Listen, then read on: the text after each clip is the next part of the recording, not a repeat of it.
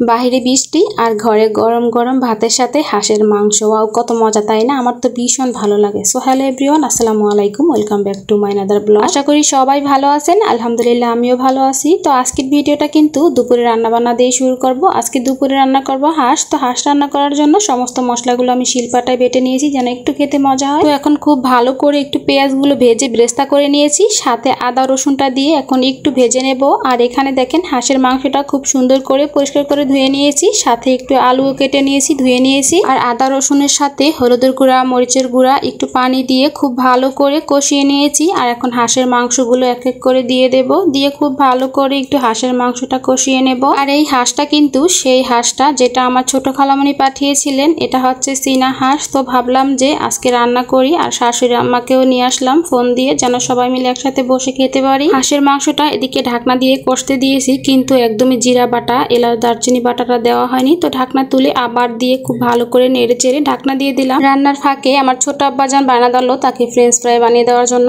তো একদম ফাঁকিবাজি ভাবে শুধু একদম লবণ দিয়ে আলুটা চিকেন করে একটু ভেজে দিয়েছি, বুঝ দিলাম যে এটাই নাও ফ্রেঞ্চ ফ্রাই। তো কি আর করার, যেহেতু সময় নাই একদমই রান্নার ভিতরে, ও তো একদমই বোঝেনি। অনেক মজা করে খেয়ে নিয়েছি, একেই বলে ছোট মানুষ। তো যাই হোক, এদিকে কিন্তু হাঁসের মাংসটা আমার কষানো হয়ে গেছে। এখন সাথে একটু আলু দিয়ে দেবো, আলু না দিলে তো চলেই না আমার ঘরে। আর আলুটা একটু বেশি করেই দিয়ে দেবো। তো আলুটা দিয়ে কিন্তু আমি আবার একটু কষিয়ে নেব। এদিকে কিন্তু আমার একটা ভুল হয়ে গেছে। ভুলটা হচ্ছে আমি একদমই ছোট একটা কড়াই নিয়ে নিয়েছিলাম, যেহেতু এটা চীনা হাঁস, একটু সাইজে বড় থাকে, জায়গাও বেশি লাগে। তো এরপর আমি কিন্তু কড়াইটা চেঞ্জ করে দেব। তো আগে একটু ভালো করে কষিয়ে নেই ঝোলের পানিটা দিয়ে, তারপর আমি কড়াইটা চেঞ্জ করে দেব। দেখেন কালারটা এখনই কত সুন্দর আসতেছে তাই না? মাশাআল্লাহ, আমার তো ভীষণ ভালো লাগে হাঁসের মাংস খেতে। তো আপনারা কি কি পছন্দ করেন অবশ্যই জানাবেন। তো এই যে ঝোলের পানি দিয়ে দিলাম। এখন একদমই নাড়াচাড়া করা যাচ্ছে না, যেহেতু কড়াইটা একদমই ছোট, আর একদমই সেদ্ধও করা যাবে না যেহেতু কড়াই অনেকই ছোট হয়ে গেছে। এখন আমি কড়াইটা চেঞ্জ করে দিলাম, সাথে কয়েকটা আস্ত রসুন দিয়ে দিলাম। হাঁসের মাংসের সাথে কিন্তু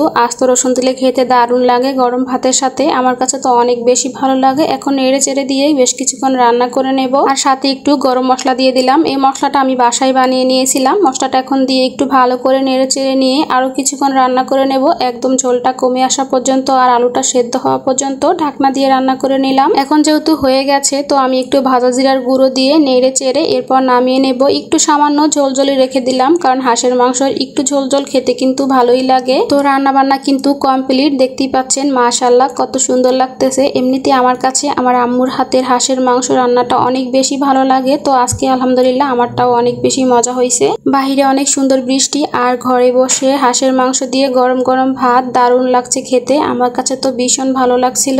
তবে বৃষ্টির দিনে সবাই অবশ্য খিচুড়ি পছন্দ করে। আমি যেহেতু কয়েকদিন আগে খিচুড়ি রান্না করেছিলাম, তাই আজকে আর খিচুড়ি রান্না করিনি। গরম গরম ভাত সাথে হাঁসের মাংস অনেক ভালো লেগেছিল। তো আজকের মতো ভিডিওটা এখানে শেষ করলাম। সবাই ভালো থাকবেন, সুস্থ থাকবেন, আমাদের জন্য দোয়া করবেন। আর ভিডিওটা কেমন হয়েছে অবশ্যই জানাবেন। আল্লাহ হাফেজ, আসসালামু আলাইকুম।